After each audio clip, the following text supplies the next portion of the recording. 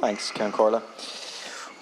What sums up this budget is permanent tax breaks for the rich and once-off crumbs for ordinary people. If you're an angel investor, I think many people won't have heard that term before today, but they'll wake up tomorrow and they'll discover that there's a new tax break. So if you're an angel investor, it's a great budget because there's a new tax break worth almost €500,000. It's a great budget. For the landlords who get a new tax break, it's a great budget. For the tax-avoiding big corporations, it's a great budget. But for ordinary people who get inadequate, once-off measures, this is a very, very poor budget. It used to be that there was one once-off measure, really, which was the annual Christmas bonus in terms of social protection payments, and that was it. Now we have a whole range of once-off measures, which mean that the core rates of payment are slipping, bringing people further and further into poverty.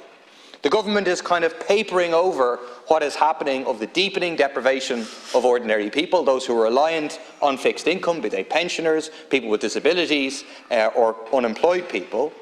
But the problem is that poverty is not once-off, deprivation is not once-off, inequality is not once-off, the housing crisis is not once-off, the health crisis is not once-off. None of those things go away. All of those are permanent unless we have a government that actually addresses them. And I think the measure that sums up the government best, or the budget best, is the treatment of landlords versus the treatment of renters. If you're a landlord, you're getting a tax break for next year worth €600. The following year, it's €800. The year after that, and now onwards, is €1,000. Compared to what a renter gets in this budget, €250. So the landlord gets almost 3 times as much as the renter, and of course much of what the renter gets, in actual fact, is going to end up in the pocket of the landlord. And the justification for this, in a context when we have record rents, that is money that is going into the pockets of landlords, from the minister, he says for every tenant there has to be a landlord. Complete nonsense.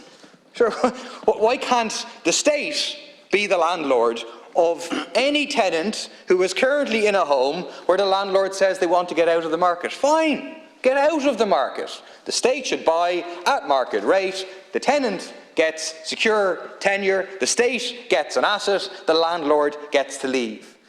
This idea that we have to incentivise landlords to stay in the market, it's like saying we should give a tax break to ticket touts to encourage the live music industry. Landlords do not provide housing, they simply rent out existing housing. If they leave the market, it is not a problem as long as the state steps in and buys it and ensures that people remain in situ. The reason the government is doing it is because it's a landlord's government. It's made up of landlords and it represents the interests of landlords. The other striking contrast is that between the angel investors, €500,000 for angel investors. These are high net wealth individuals, people who are multi-millionaires who invest, and the government has made up a special tax break costing the public €55 million for them. And you compare that to how children are being treated in this budget. One of the most shameful aspects of this budget is the really, really shameful, disgraceful treatment of children. So the amount you're going to get for a qualifying child, so if you're on a social welfare payment and you have a child, they're increasing your payment per week by €4. I'm beginning to get the beginnings of a sense of how expensive it is to have a child, but I'm only getting the very beginnings because I understand that it becomes a lot more expensive as the child gets older and older and you have to buy clothes and pay for education and everything else that you have to do. €4 a week in a cost of living crisis. It's just absolutely scandalous. But it's even worse in terms of domiciliary care allowance, where the extra you're getting per week, you're getting an extra tenner a month, €250 a week in a cost of living crisis. And you know, it's only a couple of months since Leo Varadkar launched a plan to end child poverty. Very ambitious. But it seems to me that this is much more in line with the old Leo Varadkar, the Leo Varadkar who said that Tiny Tim should get a job. It appears that this is now government policy, that the only way that these children can pay for themselves if they go out and get a job. In terms of education, is that the same policy that is informing the idea that we'll extend the school book scheme, but only up to third year? That the Leaving Cert is some sort of luxury for people to do. In education, you have not, we know about the crisis in terms of recruitment and retention of teachers. That's a crisis that is going to get worse, and there's nothing here to address it. No increase in pay for teachers, no accommodation for teachers or other key workers. A paltry sum of 7 million in terms of extra capitation that will go nowhere to getting rid of the supposedly voluntary charges for school, and nothing. No increase despite the promises for postgraduate workers. Richard has made the point of the stark contrast between a one-income family, one earner of 25,000 euros, they get 52 euros a year in the tax changes. They get €1 a week. And you contrast that with a two-income family of 175,000 euros, they get 992 euros a week, almost a year, almost 1,000 euros compared to what ordinary workers and low-paid workers get. I want to draw attention to the complete failure of this budget on the question of climate action and the biodiversity crisis. There's a peculiar line. So you set up, you abolish one rainy day fund and then set up 2 rainy day funds to replace them. And you call one of them the Infrastructure, Climate and Nature Fund, which is going to reach 14 billion, of which only 3 billion is actually anything to do with climate and nature. So it's just it's a word. But it says the aim of this fund, the 3 billion, is to help the achievement of carbon budgets through capital projects where it is clear our climate targets are not being reached. I mean, that reads to me like a blatant admission that we're not going to reach our targets. I mean, we haven't reached any of our targets up till now. We're on the trajectory to wildly miss our targets. And it raises the question, what's that money going to be used for? Is it going to be used to buy carbon credits or to pay fines? Is that the purpose of why we're putting this money away? Because it makes no sense whatsoever to say what we're going to do in terms of climate action is put money away into a fund that will be invested in something. We are in the ecological crisis now. You look around the world, you look at what's happened in Greece, you look at, flooding 1 month coming after horrendous wildfires the previous month. You look at the devastation that is happening across our planet. This is happening right now. It makes sense to invest money right now to address the climate catastrophe, as opposed to putting it away for some day in the future. This crisis is happening right now.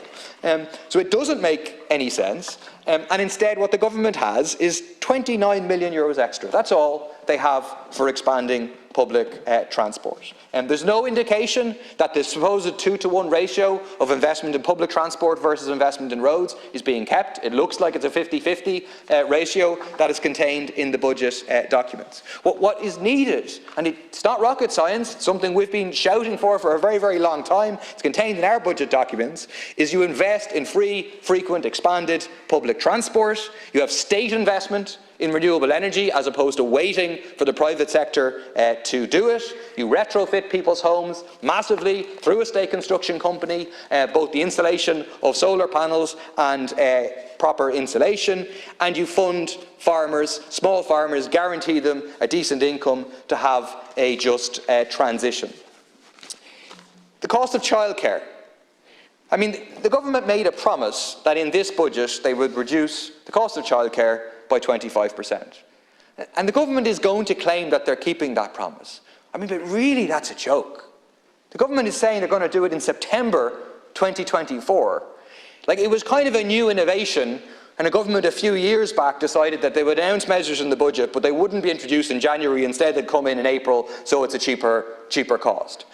But to stretch that all the way to September, that's almost a year from now, and claim you're doing it in this budget is really a joke. There's 10 million contained in terms of extra core funding for childcare. 10 million, that's all. When the pay claim of the childcare workers, very underpaid workers, very crucial group of workers, their pay claim of €2 an hour would cost 142 million euros. So what you're saying to the workers is that you'll continue to work on poverty wages, and you're saying to parents that they will continue to effectively pay a second mortgage in order to have childcare for their children.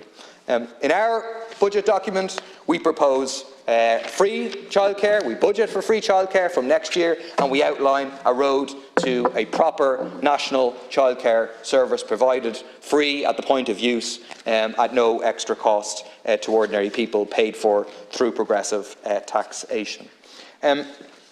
Question arises, which is that, like, how in one of the richest countries in the world on a GDP per capita basis, while running a massive surplus, how can you have a budget that fails the vast majority of people in this country in such a dramatic and blatant way? And the answer is because the government's budget and the government's policy is based on the capitalist market is going to provide the solution to the problems people face. So we shall incentivise angel investors to come and invest to create solutions for the climate crisis or whatever they're going to invest in. We're going to give tax breaks to landlords to enter the market or to continue in the market to resolve the housing crisis. We're going to give further tax breaks to multinational corporations who already pay very, very little in the way of tax to keep them here. It sees the market as being the solution to the problems we have in our society. That's the root cause of the problem, and it's rooted in the fact that fundamentally the government represents those interests. The problem is, the capitalist market is not the solution. The capitalist market is the problem. The capitalist market is responsible for the housing crisis. The capitalist market is responsible for the ecological disaster we have across our planet. The capitalist market is responsible for the cost of living crisis. We know through multiple studies now that on a global basis, on an EU basis, and on an Irish basis, 2/3 of the reason that we have inflation now, 2/3 of the price increases are caused by profiteering. What we have is greedflation. It's not inflation. And the government refuses to address any of that because they think the market is the solution and because they represent those who are engaged in the profiteering, be they the big oil and gas corporations, the big food supermarkets, the big agribusiness corporations, and so on, all of them making massive profits. And we have to point out the reality that corporate profits, as Richard has referred to, have soared in this country. People wouldn't believe it, that they've quadrupled in the course of the last 10 years. And it's not just corporate profits that have soared. The personal wealth of the richest people in this country has also soared. So that the millionaires in this country, they make up the top 5% of this population, their collective wealth is now 388 billion euros. And so we have to say now is not the time, as Sinn Féin has done, of shelving the proposal for a wealth tax.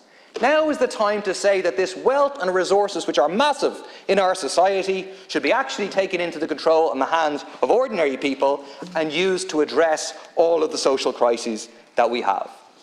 We do not need a government that manages this capitalist system. We need a left government that implements an eco-socialist budget that transforms things in the interest of ordinary people. Because things don't have to be this way. We don't have to have 1 in 10 families reliant on food banks to get by. We don't have to have a health crisis. We don't have to have a housing crisis. We have enough resources in this country to have a decent life, decent public services for everybody. But what that requires is a mass movement to end the rule of the rich, the tax-avoiding multinational corporations, the big landlords, the big polluting industry, and have a left government that actually serves the interests of ordinary people and implements an eco-socialist budget.